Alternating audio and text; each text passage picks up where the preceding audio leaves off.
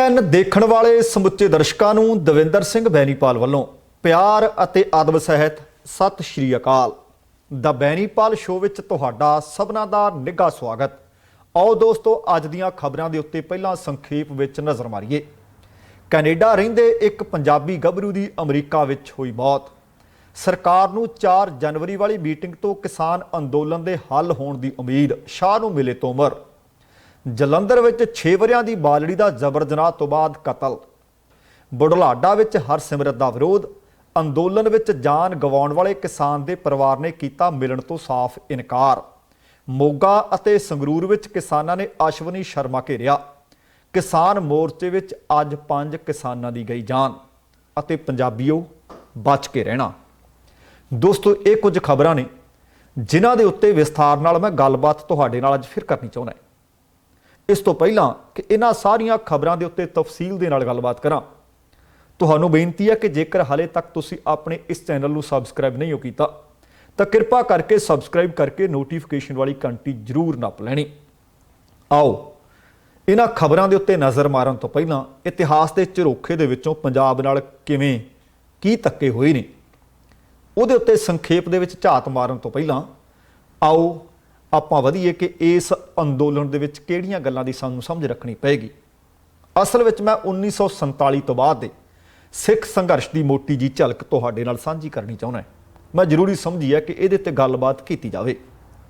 ਕੇਂਦਰ ਨਾਲ ਗੱਲਬਾਤ ਸਮੇਂ ਸੁਚੇਤ ਰਹਿਣਾ ਇਹ ਅਸੀਂ ਸਿੱਖ ਲਈਏ, ਕਿਉਂਕਿ ਬੀਤੇ ਦੇ ਵਿੱਚ ਹਰ ਗੱਲਬਾਤ ਨੂੰ ਨਾਕਾਮ ਕਰਨ ਲਈ ਪਰਦੇ ਪਿੱਛੇ ਕੀ ਕੀਤਾ ਗਿਆ ਸ਼ਾਇਦ ਤੁਸੀਂ ਵੀ ਜਾਣਦੇ ਹੋਵੋਗੇ, ਪਰ ਅੱਜ ਮੈਂ ਇੱਕ ਵਾਰੀ ਯਾਦ ਕਰਵਾਉਣਾ ਚਾਹੁੰਦਾ। ਖੁਫੀਆ ਏਜੰਸੀਆਂ ਦੇ ਰਾਹੀਂ ਕਿਵੇਂ ਝੂਠ ਫੈਲਾਇਆ, ਸਾਡੇ ਹੀ ਅੰਦਰੋਂ ਕਿਵੇਂ ਗਦਾਰ ਪੈਦਾ ਕੀਤੇ, ਕਿਵੇਂ ਬੇਗਰਜ਼ ਲੀਡਰਾਂ ਨੂੰ ਬਦਨਾਮ ਕਰਕੇ ਪਿੱਛੇ ਸੁੱਟ ਦਿੱਤਾ ਗਿਆ ਅਤੇ ਆਪਣੇ ਬੰਦੇ ਅੱਗੇ ਲਿਆ ਕੇ ਕਿਵੇਂ ਬਿਠਾ ਦਿੱਤੇ ਗਏ ਤੇ ਲਿਖਤੀ ਸਮਝੌਤੇ ਕਰਕੇ ਵੀ ਪਿੱਛੋਂ ਕਿਵੇਂ ਮੁੱਕਰੀ ਦਿੱਲੀ।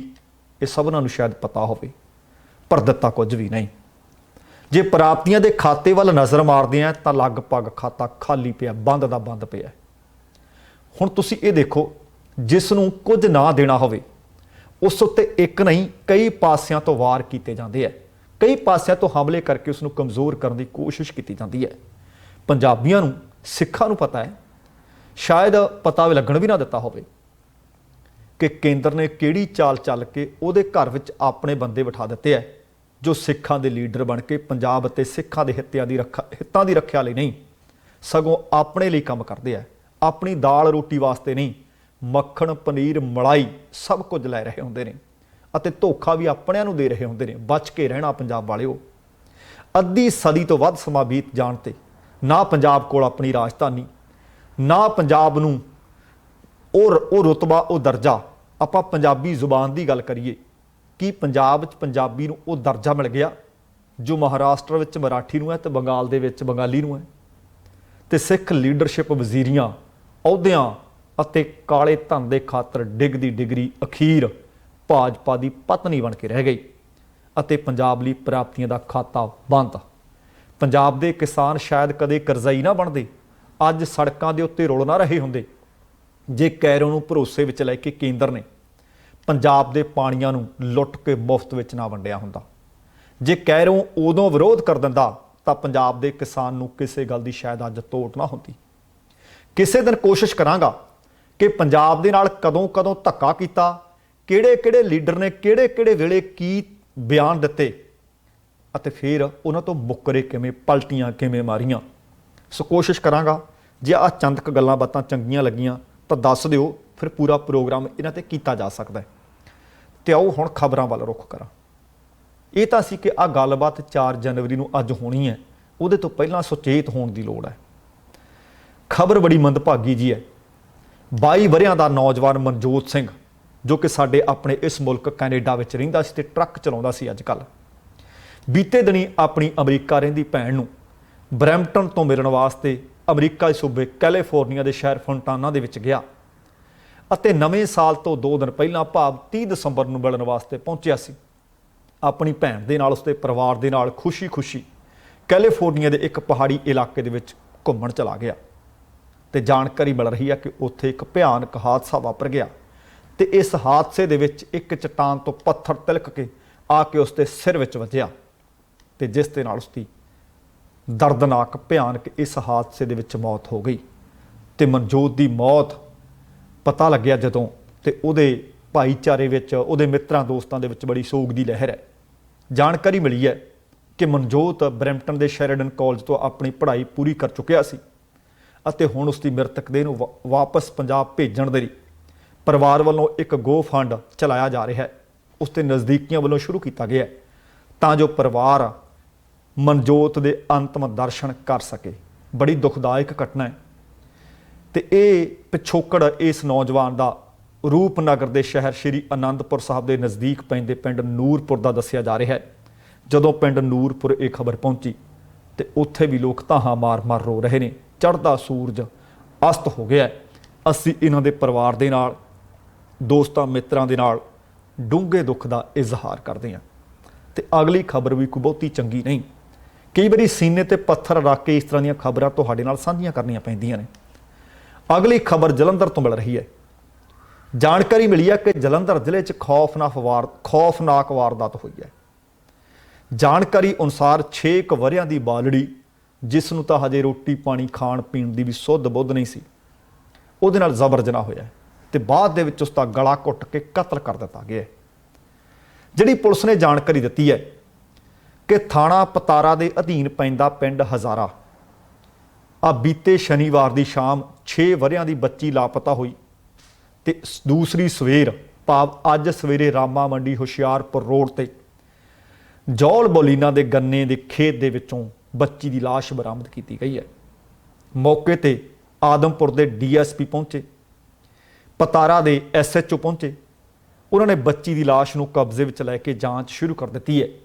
ਜਾਂਚ ਦੇ ਵਿੱਚ ਪਤਾ ਲੱਗਿਆ ਕਿ ਬੱਚੀ ਨੂੰ ਅਗਵਾ ਕਰਨ ਵਾਲੇ 25 ਵਰ੍ਹਿਆਂ ਦੇ ਸੰਤੋਸ਼ ਨਾਂ ਦੇ ਇੱਕ ਪ੍ਰਵਾਸੀ ਵਿਅਕਤੀ ਦਾ ਹੱਥ ਹੈ, ਜਿਸ ਨੇ ਬੱਚੀ ਨਾਲ ਜ਼ਬਰ ਜਨਾਹ ਕਰਨ ਤੋਂ ਬਾਅਦ ਉਸ ਦਾ ਗਲਾ ਘੁੱਟ ਕੇ ਕਤਲ ਕਰ ਦਿੱਤਾ ਅਤੇ ਉਸ ਦੀ ਲਾਸ਼ ਨੂੰ ਗੰਨੇ ਦੇ ਖੇਤਾਂ ਵਿੱਚ ਸੁੱਟ ਦਿੱਤਾ।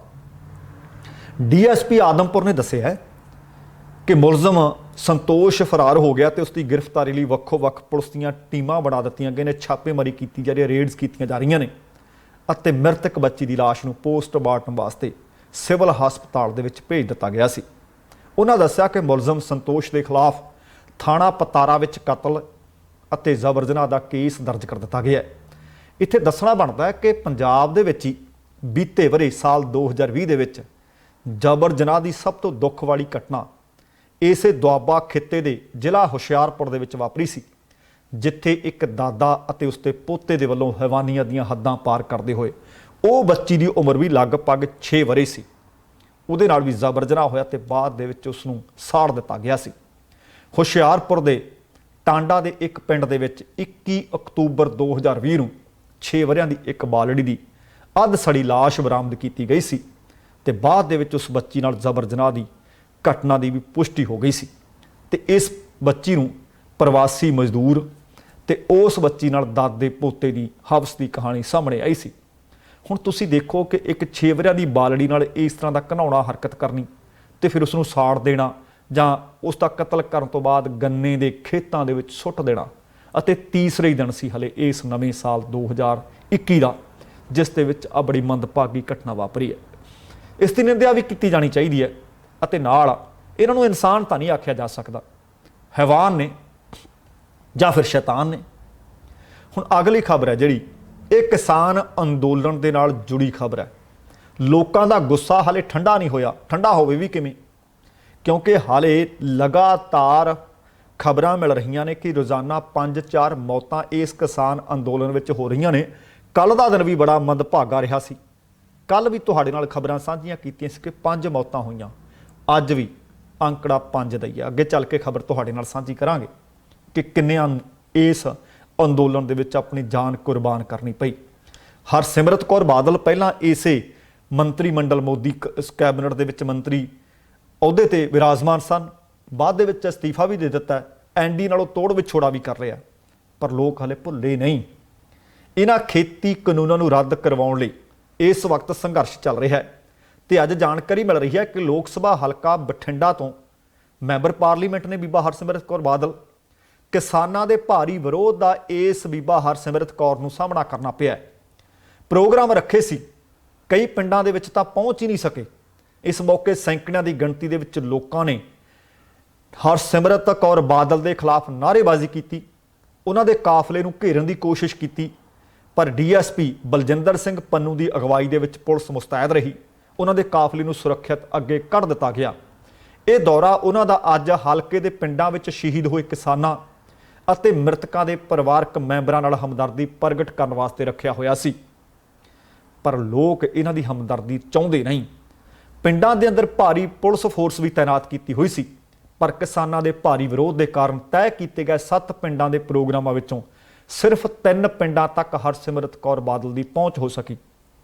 ਜਾਣਕਾਰੀ ਅਨੁਸਾਰ ਕਿਸਾਨੀ ਅੰਦੋਲਨ ਦੌਰਾਨ ਸ਼ਹੀਦ ਹੋਏ ਪਿੰਡ ਗੁੜੱਦੀ, ਬਛੂਆਣਾ, ਧਰਮਪੁਰਾ, ਬਰੇ, ਦੋਦੜਾ, ਬੋਹਾ ਅਤੇ ਭਾਦੜਾ ਦੇ ਵਿੱਚ ਹਰਸਿਮਰਤ ਨੇ ਜਾਣਾ ਸੀ, ਪਰ ਦੋਦੜਾ ਅਤੇ ਭਾਦੜਾ ਵਿੱਚ ਭਾਰਤੀ ਕਿਸਾਨ ਯੂਨੀਅਨ ਏਕਤਾ ਉਗਰਾਹਾਂ, ਡਕੌਂਦਾ ਅਤੇ ਕਾਦੀਆਂ ਗਰੁੱਪ ਸਮੇਤ ਜਿਹੜੇ ਕੁਝ ਪਿੰਡਾਂ ਦੇ ਲੋਕ ਸਨ, ਉਹ ਹਰਸਿਮਰਤ ਕੌਰ ਬਾਦਲ ਦਾ ਵੱਡੀ ਗਿਣਤੀ ਵਿੱਚ ਵਿਰੋਧ ਕਰਨ ਵਾਸਤੇ ਪੁੱਜੇ ਹੋਏ ਸਨ ਅਤੇ ਜਿਸ ਕਾਰਨ ਹਰਸਿਮਰਤ ਕੌਰ ਬਾਦਲ ਭਾਦੜਾ, ਦੋਦੜਾ, ਬੋਹਾ ਇਹਨਾਂ ਪਿੰਡਾਂ ਵਿੱਚ ਤਾਂ ਪਹੁੰਚ ਸਕੇ।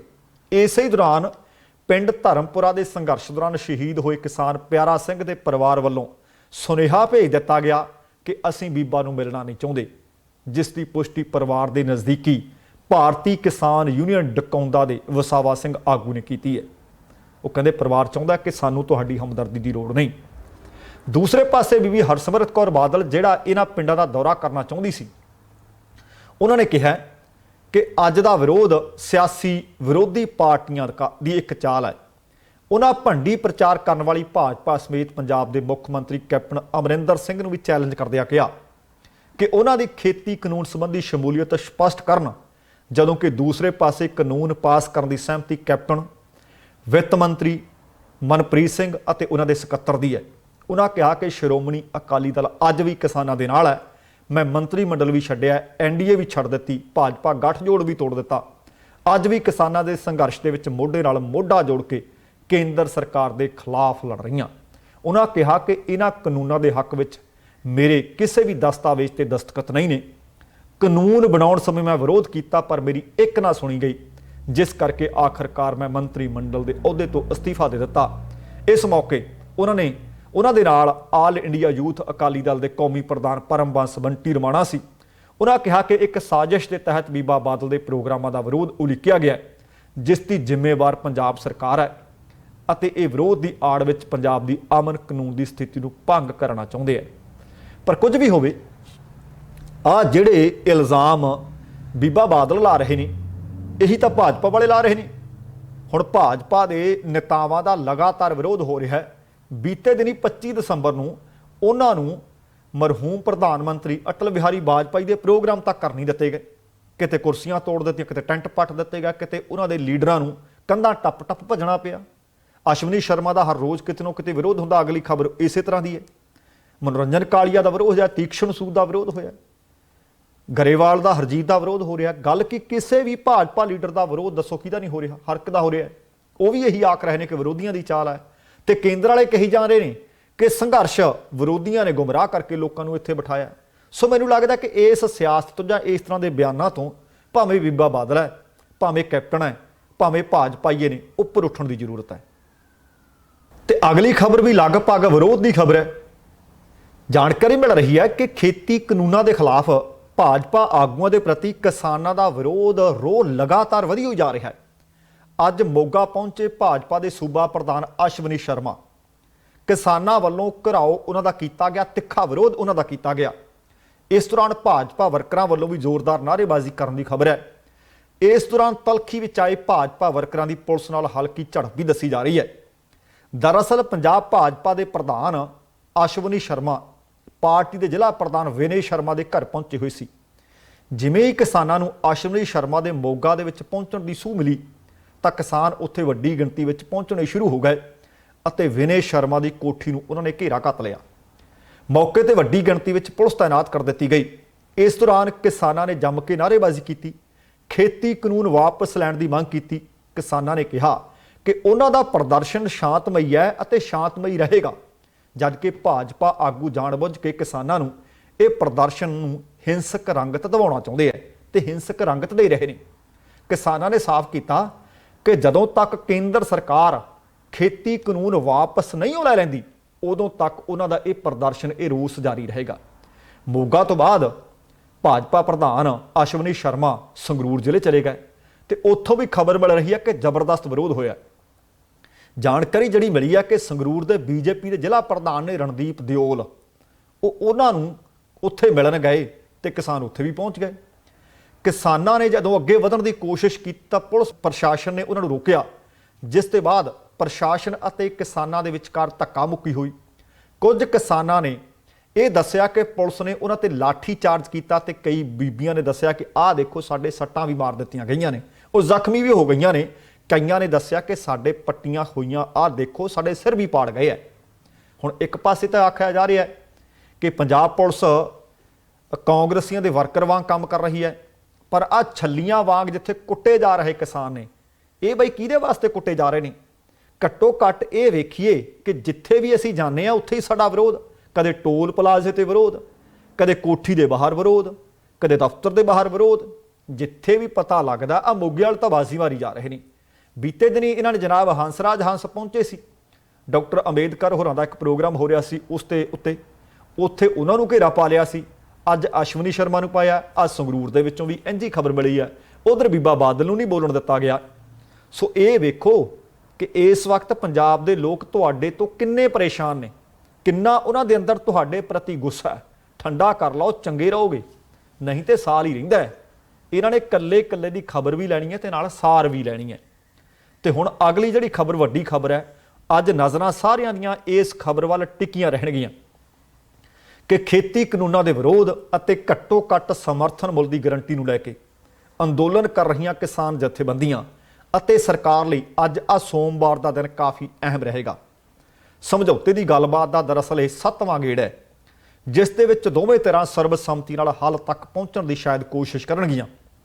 केंद्रीय खेती राज मंत्री कैलाश चौधरी ने उम्मीद प्रगटाई है कि तजवीज़शुदा गलबात दे विचों हल निकलण की उम्मीद है ਅਤੇ खेती कानूनों के खिलाफ किसानों का अंदोलन भी फिर खत्म हो सकता है।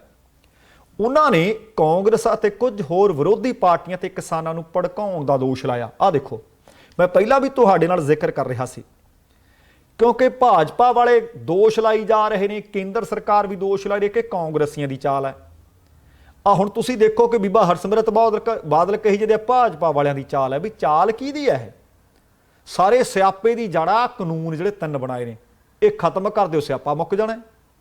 तो हुण खेती मंत्रालय दे विच छुट्टी होने के बावजूद अज उच्च पद्धरी ऐतवार वाले दिन मीटिंग हुई है।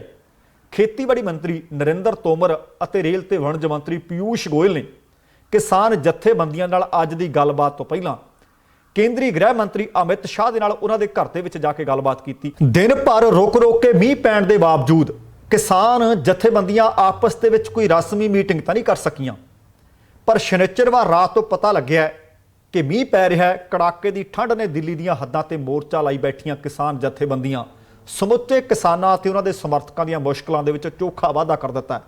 उन्हां दे कपड़े गिले हो चुके हैं, उन्हां दे गद्दे गिले हो चुके हैं, पर हौसले गिले नहीं, हौसले ढिले नहीं होए। ते सोमवार का दिन मीटिंग का दिन है, इस दे बावजूद संयुक्त किसान मोर्चा ने दबाव की रणनीति अपनाई हुई है। इस दे तहत आगामी अंदोलन की रूपरेखा रोड मैप तैयार कर दिता गया तो वह ऐलान भी दिता गया है।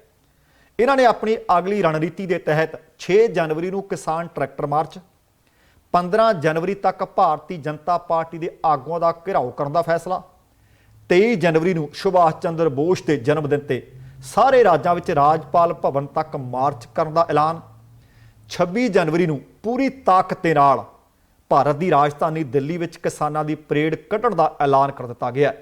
ये योजना उदों लागू की जाएगी जेकर अज की होने वाली मीटिंग के विच कोई नतीजा ना निकल सकिया।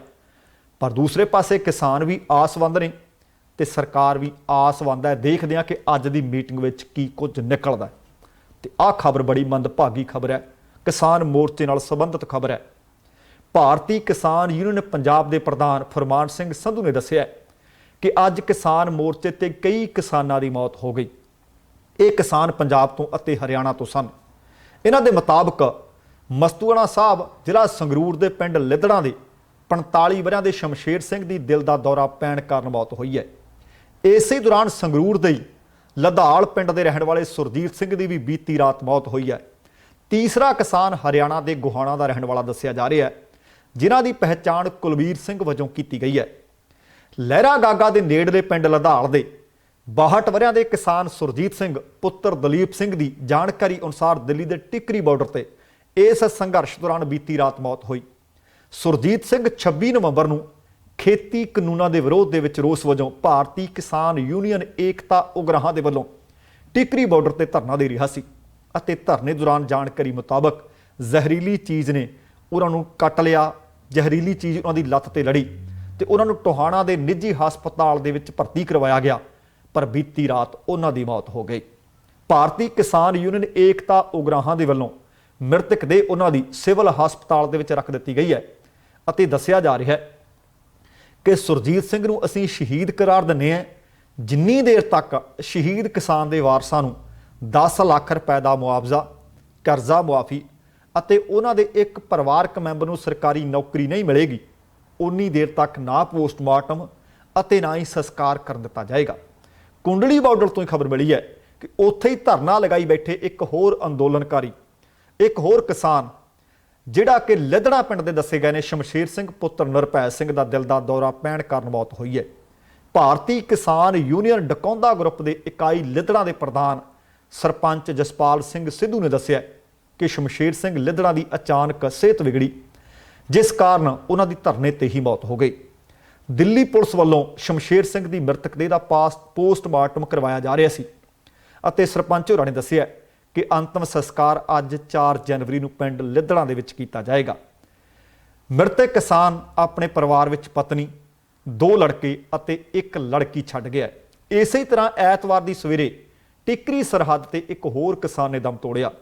ਮ੍ਰਿਤਕ ਕਿਸਾਨ ਦੀ ਪਹਿਚਾਣ 60 ਵਰ੍ਹਿਆਂ ਦੇ ਜਗਵੀਰ ਸਿੰਘ ਦੇ ਰੂਪ ਵਿੱਚ ਕੀਤੀ ਗਈ। ਮੰਨਿਆ ਜਾ ਰਿਹਾ ਕਿ ਇਹ ਜੀਂਦ ਜ਼ਿਲ੍ਹੇ ਦੇ ਪਿੰਡ ਇਟਲ ਕਲਾਂ ਦੇ ਰਹਿਣ ਵਾਲੇ ਸਨ। ਜਗਵੀਰ ਦੀ ਮੌਤ ਜ਼ਿਆਦਾ ਠੰਡ ਕਾਰਨ ਹੋਈ ਹੈ। ਹਾਲਾਂਕਿ ਜਾਂਚ ਪੂਰੀ ਹੋਣ ਤੋਂ ਬਾਅਦ ਮੌਤ ਦੇ ਅਸਲ ਕਾਰਨਾਂ ਦਾ ਪਤਾ ਲੱਗ ਸਕੇਗਾ, ਪਰ ਸਾਥੀ ਅੰਦੋਲਨਕਾਰੀਆਂ ਨੇ ਪ੍ਰਦਰਸ਼ਨਕਾਰੀ ਨੇ ਦੱਸਿਆ ਕਿ ਹਫ਼ਤੇ ਭਰ ਤੋਂ ਪਿਲਰ ਨੰਬਰ 764 ਤੇ ਧਰਨੇ ਦੌਰਾਨ ਡਟੇ ਹੋਏ ਸਨ। ਐਤਵਾਰ ਸਵੇਰੇ ਲਗਭਗ 7 ਵਜੇ ਸਿਹਤ ਜ਼ਿਆਦਾ ਵਿਗੜਨ ਤੋਂ ਬਾਅਦ ਉਹਨਾਂ ਦੀ ਮੌਤ ਹੋਈ। ਜਗਬੀਰ ਦੇ 2 ਬੱਚੇ ਹੈ, ਉਹਨਾਂ ਦੇ ਇੱਕ 32 ਸਾਲਾ ਲੜਕਾ ਤੇ ਇੱਕ 28 ਸਾਲਾ ਲੜਕੀ ਹੈ। ਭਾਰਤੀ ਕਿਸਾਨ ਯੂਨੀਅਨ ਦੇ ਪ੍ਰਧਾਨ ਚੌਧਰੀ ਜੋਗਿੰਦਰ ਨੈਣ ਨੇ ਦੱਸਿਆ ਕਿ ਸਵੇਰੇ ਲੋਕਾਂ ਨੇ ਚਾਹ ਪੀਣ ਲਈ ਬੁਲਾਇਆ ਤਾਂ ਉਹਨਾਂ ਦੱਸਿਆ ਕਿ ਮੈਨੂੰ ਬੇਚੈਨੀ ਮਹਿਸੂਸ ਹੋ ਰਹੀ ਹੈ। ਹਾਲਤ ਜ਼ਿਆਦਾ ਵਿਗੜੀ ਤਾਂ ਉਹਨਾਂ ਦੇ ਸਾਥੀ ਪ੍ਰਦਰਸ਼ਨਕਾਰੀ ਉਹਨਾਂ ਨੂੰ ਬਹਾਦਰਗੜ੍ਹ ਹਸਪਤਾਲ ਲੈ ਗਏ, ਪਰ ਹਸਪਤਾਲ ਪਹੁੰਚਣ ਤੋਂ ਪਹਿਲਾਂ ਹੀ ਉਹਨਾਂ ਨੇ ਰਸਤੇ ਵਿੱਚ ਦਮ ਤੋੜ ਦਿੱਤਾ।